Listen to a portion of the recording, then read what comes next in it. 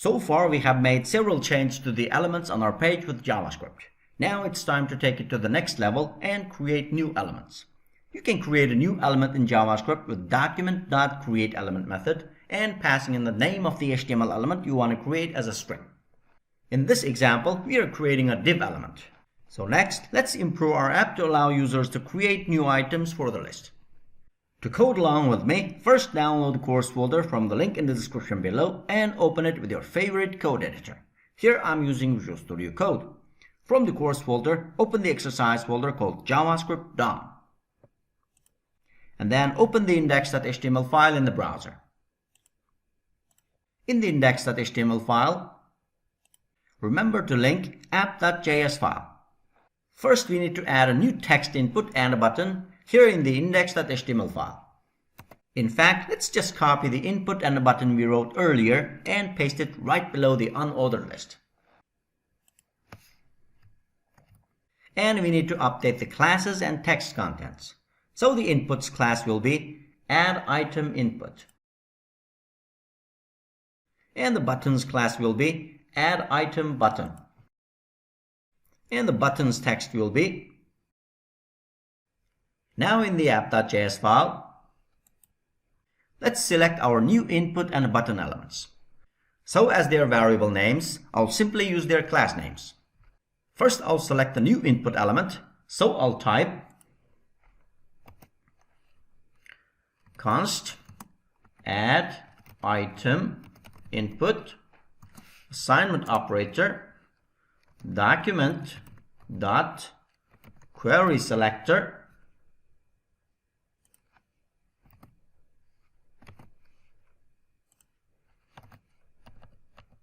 and pass in input dot add item input. Next, I'll select the new button element, so I'll type const add item button assignment operator document dot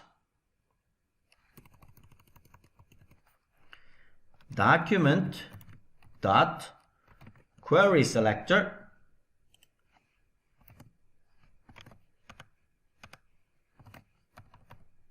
and pass in button dot add item button. And now we can add a click event listener to the add item button like we did before. So here I'll type add item button dot add event listener and first pass in click as an event name,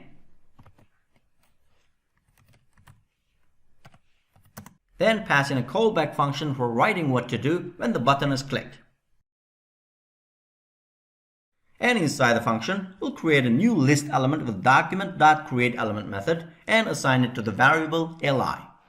So I'll type let li assignment operator document dot create element